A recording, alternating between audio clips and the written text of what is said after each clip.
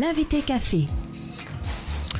L'invité café, toujours axé sur les prochaines élections municipales et communautaires.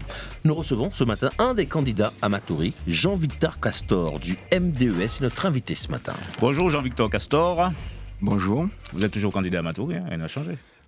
J'ai entendu sur vos ondes hier que j'étais candidat à Kourou, donc je rassure les administrés de Matoury. Non, je suis bien candidat à Matoury. L'erreur humaine, ça arrive. Alors, J'espère que ça va être corrigé. Oui, ça sera corrigé. Ça fait un moment, Jean-Victor Castor, que vous visez ce fauteuil de maire à Matoury sans succès. Pourquoi insister ? Alors déjà, c'est pas que je vise le poste de maire particulièrement, c'est-à-dire que quand on est candidat à une élection comme une élection locale, ce n'est jamais simple, parce que vous savez que déjà mon organisation politique et moi-même, nous avons une constance politique, nous n'aimons pas et nous ne souhaitons pas utiliser les chemins tortueux, on va dire en utilisant des astuces, des tactiques, on essaie de faire la politique différemment. Et c'est peut-être cette façon de faire, cette posture qui aujourd'hui n'est pas tout à fait comprise. Mais je pense qu'au fur et à mesure, les gens commencent à comprendre. Alors, hashtag oui c'est possible, votre slogan... Oui, c'est toujours possible. C'est toujours possible. Votre slogan cette année, c'est quoi ? C'est la méthode Coué ou une réelle conviction ? Non, c'est de la constance. C'est-à-dire que notre ancien slogan de 2014, c'était oui, c'est possible. Et nous expliquons et nous propageons l'idée que c'est toujours possible de faire un changement radical, parce que la société guyanaise et particulièrement la commune de Matoury mérite cela, c'est-à-dire qu'on a une commune qui est à la croisée donc de l'ensemble du pays, c'est-à-dire que vous habitez à Saint-Laurent, vous passez par Matoury, vous habitez à Saint-Georges, vous passez par Matoury. Matoury est au centre de la communauté d'Aglo. Nous avons un potentiel énorme, parce que c'est l'une des seules communes de la communauté d'Aglo qui a encore du foncier, et on est là encore à se poser des questions, on se limite dans nos ambitions, on n'a pas le droit de rêver, et donc du coup on se retrouve avec des problèmes qui sont des problèmes catastrophiques, des fléaux en termes d'assainissement, en termes de transport routier, en termes d'équipement public, et donc nous considérons qu'il est encore possible de faire des choix, on va dire ambitieux, pour pouvoir changer la donne. Oui, c'est toujours possible, tant qu'il y a la vie, il y a de l'espoir en quelque sorte. Mais quelque part, est-ce que vous n'êtes pas victime d'une certaine image, on va dire, du MDES qui veut qu'il soit un éternel parti d'opposition ? Alors déjà, ce que je veux dire, c'est que nous étions dans une majorité, même si c'était une alliance. Oui, mais ça n'a pas duré longtemps. Hein. Tout à fait. Ce que je veux dire, c'est que c'est parce que nous sommes constants. L'opposition, c'est dans votre ADN, en quelque sorte. Non, monsieur Torres, n'essayez pas de nous positionner dans cette posture-là. Nous avons une posture où nous essayons d'expliquer aux gens, justement, que ce pays-là est un pays à potentiel, que cette commune-là est une commune à potentiel. Et que le choix, il est simple. C'est-à-dire qu'on peut fonctionner avec des candidats qui sont traditionnels, qui sont ancrés dans ce genre de système où on est toujours là avec de petites ambitions, on ne peut pas voir grand. Et on a une jeunesse qui est énorme, qui nous démontre tous les jours dans ce qu'elle fait, qu'elle a de l'ambition. Et moi, je regrette que justement qu'on ait une classe politique qui ne soit pas à la hauteur. Parce que les défis de Matoury, ce sont effectivement des défis d'aménagement de son territoire. Écoutez, la question est toujours posée de comment on va organiser le transport, comment on va mailler les quartiers, comment cette fameuse 2x2 voies quand tout le monde en a parlé, on a fait croire aux gens que ça allait être réalisé, on en a fait une 3 voies, vous savez, une 3 voies sur 2 ou 3, avec 500 mètres, etc. Et à chaque fois, à la veille des élections, on voit toutes sortes donc de Vous serez en mesure de réaliser tout cela ? Pardon ? Vous serez en mesure de réaliser tout cela ? Alors déjà, nous, ce qu'on dit, c'est qu'il y a des choses que l'on peut réaliser à très court terme, et effectivement, il y a des projets à long terme. Les projets à long terme, je ne sais pas si vous imaginez, c'est qu'aujourd'hui, il n'y a aucun assainissement à la hauteur à Matoury. C'est-à-dire qu'on est en train de créer les conditions pour que la Guyane, mais particulièrement Matoury, que l'on puisse se retrouver dans des situations comme celle de la Guadeloupe, où on est en train de délester, il n'y a pas d'eau, les problèmes d'assainissement sont très graves, et nous ne souhaitons pas, notre liste, que la Matoury continue dans cette direction-là. Donc effectivement, ce n'est pas la ville de Matoury elle seule qui pourra financer cela. Mais il y a aussi donc le deuxième enjeu, qui est un enjeu social, de cohésion sociale. Et cet enjeu-là aussi, on le voit bien. Les quartiers, c'est une forme de bantoustan, avec des quartiers, avec des communautés qui sont parquées les unes et différenciées. Donc on ne souhaite pas que l'on s'ancre là-dedans, parce que ça crée des tensions. Et le troisième enjeu, c'est un enjeu de gouvernance. Parce que l'enjeu de gouvernance, personne n'en parle. Vous avez une stratification entre le schéma d'aménagement régional, le SAR, le SCOT de la des communautés d'agglo, le PLU donc des communes, et donc en particulier de la commune de Matoury. Vous étiez en charge du foncier, vous n'avez pas su régler tout cela. Et sur la question du foncier, mais évidemment, je n'avais pas la délégation, monsieur, vous le savez très bien, mais la question foncière est une question essentielle à Matoury. La question du poids de la Seine-Saint-Marc, qui a 80% du parc, c'est-à-dire que c'est quelque chose qui est inadmissible, qu'on ne voit nulle part ailleurs.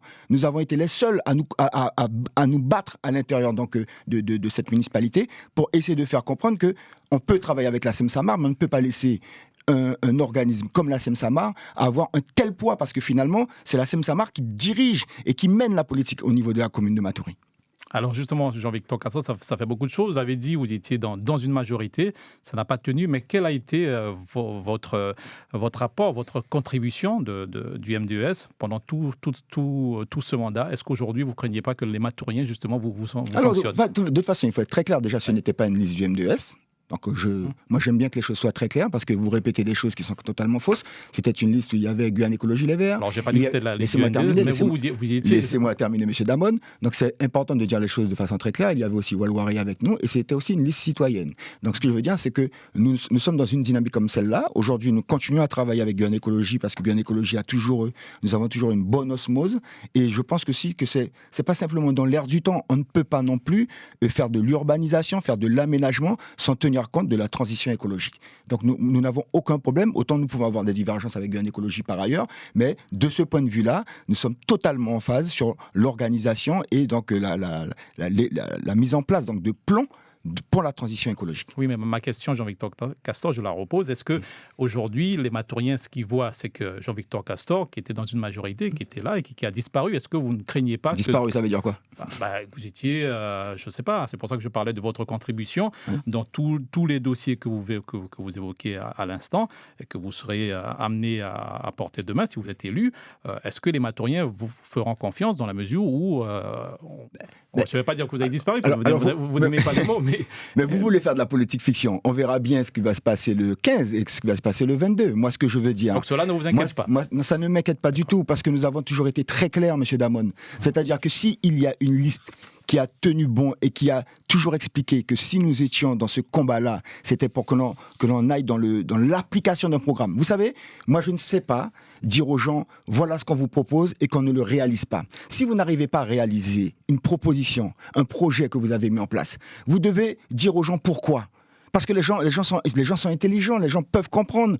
Si vous expliquez que, voilà, nous avons monté un plan de financement pour pouvoir organiser, par exemple, des équipements publics, pour faire en sorte que Matoury ne soit pas planqué dans la seule zone, on va dire, du Family Plaza. D'accord? Parce que c'est là que le monde économique souhaite s'installer. Pourquoi? Parce que c'est à la croisée des chemins. Mais Matoury Sud est une zone très vaste, avec un fort potentiel agricole. Il y a plein de choses que l'on peut faire dans la zone de Stoupon, etc. Et pourquoi on ne saurait pas expliquer aux gens, ben voilà, si on a une difficulté à faire, et puis d'ailleurs, très franchement, vous ne pensez pas qu'on a besoin aussi de la mobilisation donc, des administrés? Que les gens s'impliquent dans l'action publique? C'est ce qui a été reproché en mars-avril à notre classe politique. Son incapacité à réaliser les choses, son incapacité à dire pourquoi elle n'arrive pas à réaliser, son attitude permanente à être dans des chemins tortueux ou dans des compromissions avec l'État. Vous savez qu'aujourd'hui, Matoury, pour gérer Matoury, nous allons perdre près de 40% donc, du zonage par rapport à l'OIN, les opérations d'intérêt national. C'est-à-dire, faute de financement, eh bien, on a cédé à l'État toute une partie de la gestion de notre commune. C'est-à-dire qu'il y a des paradoxes, il y a des choses qui sont incompréhensibles.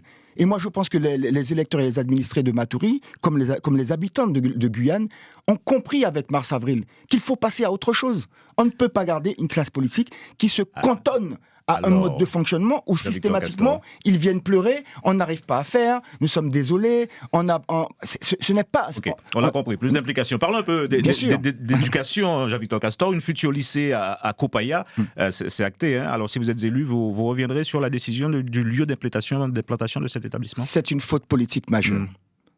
Nous sommes exactement dans la situation où on ne sait pas se projeter sur l'avenir.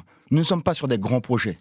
Le lycée à Copaya est un lycée sur une surface réduite. Je vous invite, pourquoi vous n'êtes pas allés, vous, médias? Si. Je dis, allez filmer le lieu pour montrer à quel point nous aurons des problèmes de transport. Quand les bus vont commencer à s'engouffrer dans cette zone urbaine, qui était déjà aménagée, prévue pour autre chose, y compris le grand stade de Matoury, le grand futur stade de Matoury. Aujourd'hui, quid de ce stade ? Moi, je suis sportif, mais tous les footballeurs, tous les athlètes, enfin tous les sportifs regrettent ça. Vous militez pour Gibelin ? Je dis tout simplement qu'on avait la possibilité de mettre un lycée dans une surface très grande. Vous savez qu'aujourd'hui, les enseignants, tout le monde éducatif, tout le monde éducatif se plaint justement du fait qu'on crée des structures où on n'a pas justement les espaces qui ne sont pas modulables. Je prends l'exemple, par exemple, de l'université. Rapidement. L'université, vous voyez, aujourd'hui, elle est complètement enclavée. Si on veut la développer, on va faire quoi ? Ce n'est pas comme ça qu'il faut fonctionner. On peut quand même fonctionner avec de la prospective. Et c'est le regret que nous avons. Jean-Victor Castor, candidat MDES au municipal à Matoury, au même titre que le maire sortant Serge Smock, Hubert Contour, Roland Léon, Jean-Pierre Oumillac et Marius Florilla. Donc il ne faut pas s'interdire de rêver, même si on doit avoir du pragmatisme. La politique, ce n'est pas rester dans une gestion avec des petites enveloppes et sans ambition. Merci Jean-Victor Castor. Merci. L'invité café. Suivez l'info sur Guyana Première, télé, radio et Internet.